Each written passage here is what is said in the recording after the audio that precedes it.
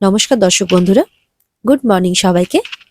রোশনাইয়ের আজকের পর্বের রিভিউ নিয়ে আমি পৌঁছে গেছি তোমাদের সামনে। বাংলা সিরিয়াল সমাচারে তোমাদের স্বাগত জানিয়ে আজকের পর্বের রিভিউ আমি শুরু করছি। এদিকে তো রোশনাইকে খুঁজে পাওয়া যাচ্ছে না, পুলিশরাও পাচ্ছে না। অনেকক্ষণ আগেই সবাই বেরিয়ে পড়েছে, কিন্তু কোথায় গেল কেউ নাকি লক্ষ্যই করেনি। আরণ্যক বলে কোথাও খুঁজে পেলেন না? ওর বন্ধুরা বলে না, কেউ নেই কলেজ ফাঁকা। এরপর তো আরণ্যক রাজীবকে ফোন করে। রাজীব আরণ্যকের উপর বিরক্ত হয়ে বলে, আপনি আমার সাথে এরকম কেন করলেন স্যার? আপনি আমাকে মিথ্যে কথাটা কেন বললেন? আমি গরিব হতে পারি, তা বলে কি আপনি আমাকে এইভাবে ঠকাবেন? তখন আরণ্যক তো অবাক হয়ে যায় যে আমি তোমাকে কোন মিথ্যে কথা বলেছি? বলে আপনি রোশনার কাছে গেলে সবটা শুনতে পাবেন, সবটা জানতে পারবেন। বলে না না, ঠিক আছে, আমি তোমাকে একটু পরে ফোন করছি। তখন রাজীব বলে, আমি আপনার আর কোনো ফোন অ্যাকসেপ্ট করব না। আরণ্যক মনে করে নিশ্চয়ই বিয়ের সত্যিটা রোশনাই বলে দিয়েছে রাজীবকে। কিন্তু আমি তো রোশনাইকে সারপ্রাইজ দিতে চেয়েছিলাম। আমি তো ভেবেছিলাম ও খুশি হবে। ও যাকে ভালোবাসে তাকে বিয়ে করার কথা ভেবে খুশি হয়নি একটুও? এত অভিমান ওর? আচ্ছা ঠিক আছে, আমি বুঝিয়ে বলবো। তখন এই ভেবে হোটেলের উদ্দেশ্যে রওনা হয়ে যায় আরণ্যক। পুলিশরাও সেখানে যায়। এদিকে দেখা যাচ্ছে রোশনাই নিজের রুমে চলে এসেছে। আর ও পেছন দিক দিয়ে এসেছে, যাতে স্যারজি বুঝতে না পারে। ইচ্ছে করে এসেছে, অভিমান হয়েছে। এবার স্যারজির সাথে সমস্ত বোঝাপড়া করে নেবে, সেই জন্যই আগে ভাগে চলে এসেছে। আর বলছে যে এবার তার স্যারজির গাড়ি করে সে কোথাও যাওয়া আসা করবে না। ওদিকে তো বড়মা মন্দির থেকে পুজো দিয়ে এসছে, খুব খুশি হয়ে।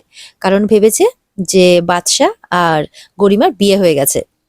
তখন তনুশ্রী বলে, তুমি শুনলে খুশি হবে, বিয়েটা হয়নি, ওখানকার লোকাল পুরোহিত এসে বাধা দিয়েছে। বড়মা বলে, কি বলছিস? আমি তো এটাই জানি, আমরা সবাই এটা জানি যে গরিমার সাথে বাদশার বিয়ে হয়ে গেছে। দেখ, আমি ওই জন্য মন্দির থেকে পুজোও দিয়ে এলাম এখন। তখন জাহ্নবী বলে, তুমি কি করে জানলে? আমরা তো এই কথাটা কাউকে বলিনি। ও আচ্ছা, ছোট বলেছে বুঝি, তাই তো? ছোট চুপ করে দাঁড়িয়ে আছে, কিন্তু কাউকে কিছু বলার প্রয়োজন মনে করছে না। এদিকে তো আরণ্য পৌঁছে গেছে হোটেল রুমে। বলছে, ইয়ার কি হচ্ছে নাকি? ইয়ার কি পেয়েছো তুমি সব জিনিস নিয়ে? হ্যাঁ, মজা মনে হচ্ছে তোমার সবকিছু নিয়ে? রোশনাই তখন বলে, আপনি কি মনে করেন আমি একটা হাসির মানুষ, একটা হাসির পাত্র আপনার কাছে? আমার জীবনের সিদ্ধান্ত আপনাকে নেওয়ার অধিকার কে দিয়েছে বলুন? আমি একবারের জন্য আপনাকে বলেছি যে রাজীবকে আমি বিয়ে করতে চাই? রাজীব আমার বেস্ট ফ্রেন্ড, রাজীব আমার বন্ধু। বন্ধুকে আমি ভালোবাসতেই পারি, কিন্তু সেটা বন্ধু হিসেবে। কই, আমি তো বলতে যাইনি এর থেকে বেশি কিছু, বা ওকে আমি বিয়ে করতে চাই বলেছি কি বলুন? তখন আরণ্যক বুঝতে পারে, বলে যে আচ্ছা ঠিক আছে, তাহলে আমার বোধহয় বুঝতে ভুল হয়েছে, তুমি প্লিজ রাগ করো না। আরণ্যক বলে, জানো পুলিশরা তোমার উপরে কত বিরক্ত? বলে, আই ডোন্ট কেয়ার, যাই হয়ে যাক না কেন, আমার লাইফ আমি বুঝে নেব। আপনি আর এখানে থাকবেন না। আরণ্যক বলে, এই জায়গাটা তো তোমার কেনা নয়, আমি যতদিন খুশি এখানে থাকতেই পারি। রোশনি বলে, আপনি 100 দিন থাকুন, তাতে আমার কোনো অসুবিধে নেই, কিন্তু আমার কোনো কারণে আপনি আর থাকবেন না। এমনকি আজকে এই মুহূর্ত থেকে আপনার সাথে আমার আর কোনো যোগাযোগ থাকবে না।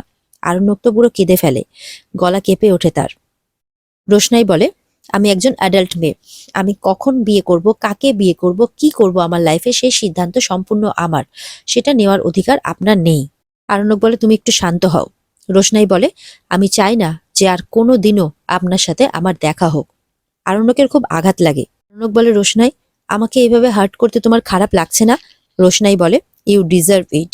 আরণ্যক বলে, আমি শুধু আঘাতই ডিজার্ভ করি, তাই না? আমাকে তুমি এইভাবে কষ্টই দিয়ে যাবে? রোশনাই বলে, আমি আপনাকে কোনো আঘাত দেইনি, কোনো কষ্ট দিইনি।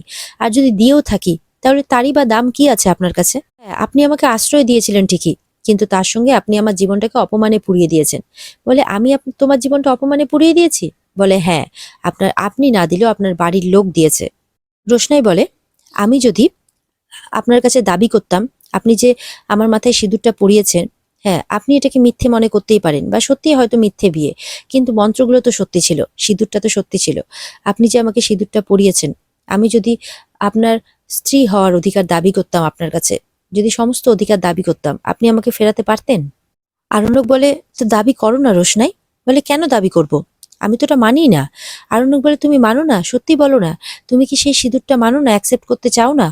রোশনাই বলে, না, আমি সেটা অ্যাকসেপ্ট করতে চাই না। তখন আরণ্যক বলে, তাহলে আমার দোষটা কোথায়? তুমি বলো, তুমি আমাকে তাহলে এতগুলো কথা কেন শোনাচ্ছ? তুমি তো নিজেই বিয়েটাকে অস্বীকার করছো, তুমি তো ধরেই নিয়েছো যে এটা মিথ্যে বিয়ে। তাহলে আমি যদি বলি যে এটা মিথ্যে বিয়ে, তাহলে আমার দোষটা কোথায়? তখন রোশনাই বলে, আমার মানা না মানাতে কি এসে যায়? বলুন, আমার না মানা আর মানাতে কি এসে যায়? কিছু এসে যায় না। আমি কোনো লোভী মেয়ে নই, আর আপনার প্রতি আমি অনুরক্তও নই। তাই জন্য আমি কেন মিথ্যে দাবি করতে যাব বলুন? আরণ্যক বলে, সেটাই বলো না, বলো না যে সব মিথ্যে। তাই জন্যই তো দাবিটা করনি। রোশনাই বলে, শুনুন স্যারজি, বিয়েটা মিথ্যে হোক বা সত্যি, ঠিক যেই মুহূর্তে একটা মেয়ের মাথায় সিঁদুর পরানো হয় না, সেই মুহূর্ত থেকে একটা মেয়ে পুরো বদলে যায়, তার জীবনটা বদলে যায়। সেই সিঁদুরের দাম সেই মেয়েটার কাছে কতটা, সেটা শুধুমাত্র সেই মেয়েটাই বোঝে। আপনি আমাকে সিঁদুর পরিয়েছেন, আবার নিজেই মুছে দিয়েছেন। আরণ্যক বলে, আমি মুছে দিয়েছি? বলে, হ্যাঁ, নিজে হাতে না হলেও আমাকে বাধ্য করেছিলেন মুছে দিতে। এমনকি আপনার বাড়ির লোক আমার শাখাপলাও ভেঙে দিয়েছিল। আপনি একবারও জানার চেষ্টা করেছেন যে আমার মনটা কেমন, কি চেয়েছিল, আমার মনটা আদৌ এসব চেয়েছিল কিনা, আমার মনে কতটা আঘাত লেগেছিল, কতটা খারাপ লেগেছিল? একবারও আপনি জানতে চেয়েছেন সেই সমস্ত কিছু স্যারজি? রোশনাই তো একই কথা বলে, আপনি তো একবারও জিজ্ঞাসা করেননি যে আমি সেটাকে সত্যি মেনেছি নাকি। আরণ্যক বলে, জিজ্ঞাসা করার কি আছে? তুমি তো নিজে ধরেই ফেলেছো যে সেটা মিথ্যে বিয়ে। তাহলে আমি কেন জিজ্ঞাসা করতে যাব? আমার প্রয়োজনটা কি ছিল? রোশনাই বলে, ধরে নিলাম যে ওটা মিথ্যে বিয়ে, কিন্তু আপনি তাহলে আমার পেছনে কেন পড়ে আছেন বলুন? দুনিয়াতে কি আর কোনো দুঃখী মেয়ে নেই? এই পৃথিবীতে কি শুধুমাত্র আমি একটাই দুঃখী মেয়ে? তখন আরণ্যক বলে, তুমি শুধুমাত্র রোশনাই, পৃথিবীতে আর কোনো রোশনাই নেই। তখন রোশনাই বলে, সত্যি কি পৃথিবীতে আর কোনো রোশনাই নেই? এদিকে তো ঠাম্মি বলছে যে আমি তো এই সমস্ত কিছু জানি না, এই বিয়ে বা এই বিয়ে ভাঙা কিছুই তো জানি না। তখন ছোট বলে, মা, আমি যদি বলেও থাকি তাহলে কি আমি খুব অন্যায় করেছি? বাদশা তো আমার ভাইপো হয় সম্পর্কে, ওর সাথে রোজ আমার কথা হয়, ও আমাকে বলেছিল। তো আমি যদি এই কথাটা বলে থাকি তাহলে আমি কি অন্যায় করেছি? এটা তো একটা আনন্দের খবর, তো এটা দেওয়ার মধ্যে তো কোনো অন্যায় নেই। ঠাম্মি বলে, যাই বলো না কেন, এই রোশনাই মেয়েটা না আমাদের জীবনে দুর্ভোগ ডেকে এনেছে। তখন দাদু মানে তনুশ্রী বলছে, এই বাড়িতে কোনো কোনো কথা কি আমাদের প্রাইভেট থাকতে পারে না? একটা প্রাইভেট আলোচনা করে শান্তি নাই দেখছি, সব ফাঁস হয়ে যায়। দাদু বলে, কিছু মনে করো না বৌমা, আমরা তো সবাই এক পরিবার। আর বাদশার বিয়ের কথা বলছো, এটা প্রাইভেট কি করে হতে পারে? এটা তো একটা পারিবারিক খুশির খবর, তাই নয় কি? আর একটা কথা আমাকে বলো তো, যে রোশনাই কি বাদশাকে ডেকে পাঠিয়েছিল? বাবলু তখন চুপ করে থাকে। রোশনাই বলে, আপনি বলুন না যে অন্য মেয়েদের থেকে কিসে আলাদা আমি আপনার কাছে, বলুন না কি সম্পর্ক আমাদের, বলুন। আরণ্যক চুপ করে থাকে। রোশনাই বলে, আমি তো ভুলেই যাই, গুলিয়েই ফেলি নিজেকে নিয়ে। একবার মনে হয় আমি বিবাহিত, একবার মনে হয় আমি বিবাহিত নই। মাঝে মধ্যে ভাবি আমি যে কতগুলো আইডেন্টিটি আমার, সবকিছু গুলিয়ে যাই। কখনো মনে হয় আমি কুমারী, আবার বাইরের লোকজন বলে আমি নাকি কারো বিবাহিতা স্ত্রী। কোনটা সত্যি স্যারজি, বলুন না আমাকে। রোশনাই বলে, বলুন না, আর কতদিন আমাকে এসব সহ্য করতে হবে? আরণ্যক তখন বলে, তুমি কি চাও রোশনাই? রোশনাই বলে, কিচ্ছু না, কিচ্ছু চাই না আমি, শুধু আপনার থেকে আমি মুক্তি পেতে চাই। হাত জোর করে আরণ্যকের সামনে রিকোয়েস্ট করে রোশনাই। আরণ্যক বলে, আমি কি তোমাকে বেঁধে রেখেছি? আরণ্যকের গলা কিন্তু ভার। রোশনাই বলে, আমি সারা জীবনের জন্য মুক্তি পেতে চাই আপনার থেকে, সারা জীবনের জন্য। আরণ্যক বলে, রোশনাই, আমার শরীরটা সত্যি খুব খারাপ করছে, আমার মনে হয় আমার একটু বিশ্রাম নেওয়া উচিত। আমি, তুমি শুধু বলো তুমি কি চাও। রোশনাই তখন চিৎকার করে, বলে যে কি চাওয়ার আছে আপনার কাছ থেকে বলুন, কি দিতে পারবেন আপনি আমাকে, বলুন না, কি দিতে পারবেন বলুন। আরণ্যক বলে, কিচ্ছু দিতে পারিনি আমি তোমাকে রোশনাই, আর কিছু দিতে পারবোও না। আমি চলে যাব তোমার জীবন থেকে সারা জীবনের জন্য। শুধু একটাই কনসার্ন, একটাই জিনিস চাইবো তোমার কাছে আমি, সেটা হচ্ছে তোমার যাতে কোনো বিপদ না হয়। তখন রোশনাই বলে, আমার জীবনে তো সব থেকে বড় বিপদ আপনিই ডেকে এনেছেন স্যারজি, আমাকে বিয়ে, হো সরি, মিথ্যে বিয়ে করে। রোশনাইয়ের কথাতে কিন্তু আরণ্যক খুবই আঘাত পায়। এতটা আঘাত হয়তো সে কল্পনাও করেনি, বা হয়তো কোথাও না কোথাও সে এতটাও ডিজার্ভ করেনি। রোশনাই বলে, আপনি আমার জীবনে বিয়ের তকমা লাগিয়ে দিয়েছেন, এটা জানার পর কেউ আমাকে বিয়ে করবে বলুন না, করবে? এদিকে তনুশ্রী বলছে তার শ্বশুর মশাইকে যে রোশনাই যদি ডেকেও থাকে তাহলে কি ও নিজের মুখে স্বীকার করবে? তখন দাদু বলে, আমি বলছি রোশনাই ডাকেনি। তোমরা কতটা রোশনাইকে চেনো না চেনো জানি না, তবে আমি কিন্তু খুব ভালো করেই চিনি। ছোট তখন বলে, তোমরা তো সবাই একটু একটু বলছো, কই পুরো ঘটনাটা তো আমাদেরকে খুলে বলছো না। আর তোমরা যে রোশনাইকে খারাপ বলছো, আমি কিন্তু কোনোদিনই রোশনাইকে খারাপ বলে মনে করব না। আর তোমরা একটা কথা বারবার ভুলে যাচ্ছ, যে বারবার কিন্তু বাদশার জীবনে ঝুঁকি এসছে, আর সেই ঝুঁকির জন্য রোশনাই কিন্তু নিজের জীবনে ঝুঁকি নিতেও পিছু পা হয়নি। এটা তোমরা ভুলে যাচ্ছ বারবার করে। তখন আবারও ছোটকে ধমকে চুপ করিয়ে দেয় মেজদা, মানে বাবলু। বাবলু বলে, তুমি যখন জানতে যে ও ব্যাঙ্গালোর গেছে, সরি বেনারস গেছে, তাহলে তুমি আমাদেরকে বলনি কেন? ছোট বলে, আমি জানতাম যে ও বেনারস গেছে, এমনকি আমি এটাও জানতাম যে ওখানে রোশনাইয়ের সাথে যা যা কিছু ঘটেছে সেই সমস্ত কিছুটা সুরঙ্গমা ম্যাডাম প্ল্যান করেছে রাজেশের সাথে বসে। আমি এটাও জানতাম এই সমস্ত কিছুর পেছনে সুরঙ্গমা ম্যাডাম ছিলেন, যে রোশনাইকে কিভাবে ওখানে নিয়ে গিয়ে ফেলবে আর কিভাবে তার বিপদ ডাকবে আর তার জীবনটাকে নষ্ট করবে, সবই জানতাম আমি। এখন তো তোমরা নিশ্চয়ই সবকিছু ক্লিয়ার হয়ে গেছে তোমাদের কাছে, যে রোশনাই ওকে ডাকেনি, আরণ্যক মানে বাদশা কোনোভাবে খবর পেয়েছে, পেয়ে ছুটে গেছে ওখানে। রোশনাই বলে যে রাজীব আমাকে ভালোবাসে, তাই আমাকে বিয়ে করতে চেয়েছে, কিন্তু আমি তো ওকে ভালোবাসি না, ও শুধুমাত্র আমার বন্ধু, আমি তো ওকে বিয়ে করতে চাইনি। এদিকে কিন্তু আরণ্যকের অলরেডি মাথা ঘুরছে, কিন্তু রোশনাই তার কথা বলার আহ ইয়েতে এতটাই ব্যস্ত, এতটাই সে তার নিজেকে দেখছে যে তার কিন্তু আরণ্যকের দিকে এতটুকুটাও নজর নেই। রোশনাই বলতে থাকে, আমি কাউকে ঠকাতে চাই না বিয়ে করে, আমি বিবাহিত জেনে কে আমাকে বিয়ে করবে শুনি? বলে আপনি আমার জীবনে সব থেকে বড় সর্বনাশ ঘটিয়েছেন, সব থেকে বড় সর্বনাশ। রোশনাই হয়তো কথা বলার তাগিদে মানে সবটাই ভুলে যাচ্ছে। এতক্ষণ ও বলছিল যে আরণ্যক নাকি তার লিমিট ক্রস করেছে। হ্যাঁ, হয়তো আরণ্যক যে ভালোবাসে সেটা হয়তো নিজের মুখে সে স্বীকার করতে পারছে না, কিন্তু রোশনাইও তো অস্বীকার করছে পুরো ব্যাপারটাকে। আর এতক্ষণ ধরে রোশনাই যা কিছু বলে যাচ্ছে, রোশনাইয়েরও একটু ভাবা উচিত যে সে কি বলছে। কেননা কোথাও না কোথাও রোশনাইয়ের জীবনে যেগুলো ঘটেছে সেগুলো সবটাই যে দুজনের ইচ্ছে অনুযায়ী ঘটেছে এমনটা তো নয়। রোশনাইয়ের জীবনে যা কিছু ঘটেছে তার উপরে রোশনাইয়ের কোনো কন্ট্রোল ছিল না, এটা যেমন সত্যি তেমন এটাও সত্যি যে আরণ্যক না থাকলে রোশনাইয়ের জীবনটা কিন্তু আজকে বেঁচে থাকতো না। রোশনাই যে আজকে দুটো কথা বলতে পারছে বা হাসি মুখে ঘুরে বেড়াচ্ছে, সেটা কিন্তু সে পারতো না। পুরো ব্যাপারটাই কিন্তু আরণ্যক ছিল বলেই রোশনাইয়ের জীবনে কোনো খারাপ বা কোনো বিপদ আসেনি আজ অব্দি, এটাও কিন্তু রোশনাইকে মানতে হবে। কিন্তু সত্যি কথা যেটা সেটা হচ্ছে দুজনেই কিন্তু দুজনকে খুব ভালোবাসে, অন্ধের মতো ভালোবাসে, কিন্তু কেউই স্বীকার করবে না। দুজনেই তারা অপেক্ষা করে আছে যে একে অপরের কাছ থেকে সত্যিটা শোনার জন্যে, কিন্তু নিজেদের মুখ থেকে তারা কখনোই বলতে পারবে না। আরণ্যক রোশনাইয়ের কাছে ক্ষমা চাই, সরি রোশনাই, সরি, হাত জোর করে ক্ষমা চাই, আমার অনেক বড় ভুল হয়ে গেছে, আমার করা উচিত হয়নি, সরি। এদিকে আবার জাহ্নবী বলছে রাজেশের হয়ে যে রোশনাই যে রাজেশকে কতটা হ্যারাস করলো সেটা কি তুমি দেখতে পাচ্ছ না ছোট? ছোট বলে না না না, ভুল করছিস, রোশনাই কোনোভাবে রাজেশকে হ্যারাস করেনি, রাজেশ বিভিন্নভাবে রোশনাইকে হ্যারাস করেছে। রাজেশই ওকে ভয় দেখিয়েছিল যে বাদশাকেও খুন করে ফেলবে, সেই জন্যই রোশনাই নিজের জীবনে ঝুঁকি নিয়ে রাজেশের কাছে নিজেকে সমর্পণ করেছিল, করতে বাধ্য হয়েছিল। বাবলু তো যেন শুনেও শোনে না আর বুঝেও বোঝে না, বলে দিচ্ছে এইরকম বেসলেস কথা আমি শুনতে চাই না, এগুলো আমি বিশ্বাস করি না। বলে যে ও যদি রাজেশকে বিয়ে করতো একটা সংসার পেত, কারণ আমাদের বাড়িতে কাজের লোক ছাড়া কিন্তু ওর কোনো পরিচয় নেই।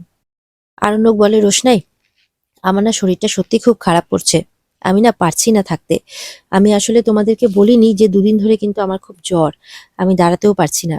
আমি আবারও বলছি যে সরি, আমি তোমার পার্সোনাল ব্যাপারে হয়তো ঢুকে পড়েছি, তবে আর তো কটা দিন, একটু সহ্য করে নাও, আর প্লিজ আমার জন্য নিজের পড়াশোনাটার ক্ষতি করো না।